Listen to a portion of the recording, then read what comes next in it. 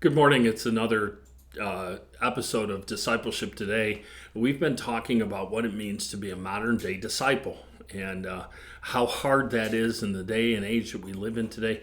My name is Bob Benson. I pastor Christ Lutheran Church, and we need to look, according to Jesus' Great Commission in Matthew 28, all believers are called to be disciples. This means anyone who's made the decision to follow Jesus is called to live a life that reflects his teachings and his example. But not only are we called to be disciples, we're called to be making disciples. The whole multiplication thing doesn't work unless we are being discipled and we're discipling.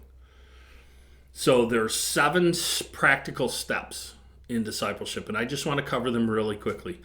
First of all, you have to be surrendered your life completely and committed your life to following Jesus and his teachings.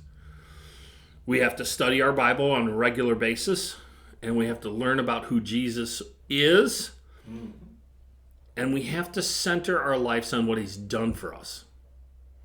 Once we understand what he's done for us, then we know how to be a disciple and how to disciple others. We need to share the gospel. We need to be evangelical. We need to tell other people our story. I'm a witness, and as a witness, all I can do is tell what's happened to me. We need to invite people to experience Jesus for themselves. So we need to share that in a very winsome way. 4, we need to invest in others by discipling them and helping them grow in their faith. How do we engage in that? 5, we need to join a local church. Now, Andy and I had a discussion this morning about it's not about going to church, and it really isn't. Can you be a Christ follower without going to a church? Yes. I can be married and never go home, but what kind of a relationship am I going to have if I never go home? It's easier to walk in your relationship with Jesus when you're walking with a bunch of people that have that as their goal. And we need that. That's why it's important that we be part of a local body of believers. We need to pray regularly and ask God to guide us in our discipleship journey. It doesn't mean that we just have one discipler. It doesn't mean that we have one disciple.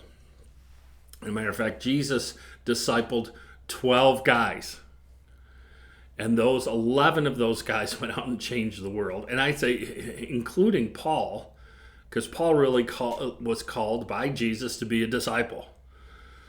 So the last point that we need to be open to learning and growing. We need to have people in our life that will challenge us as we disciple and as we're being discipled. Discipleship is a lifelong journey. There's no finish line. We don't achieve. It's something that we're going to do throughout our entire life. There's always room for growth. And I learn as people ask me hard questions. Sometimes I come in here on Thursday morning and Andy asks me some really challenging questions. And we dive into those. That's how I grow. When you ask me a question that I can't answer, that's when I really start to dig in. And if that's happening to you, you are being discipled. That's a good thing.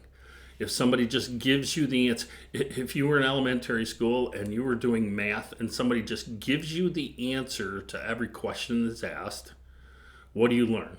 You learn to ask somebody for the answers. But if somebody teaches you how to achieve those answers, you own that and you can apply that to your lives. I think it's the same with our Christian life. Sometimes we have to wrestle through a problem to come to the right answer. And when we're guided by the Holy Spirit, we can come to a good biblical answer. So I would challenge you, have people in your life that can ask you the hard questions. And I think those are 7 points that we all need to think about on a pretty regular basis. So for Discipleship Today, my name is Bob Benson. Thank you for taking the time to watch.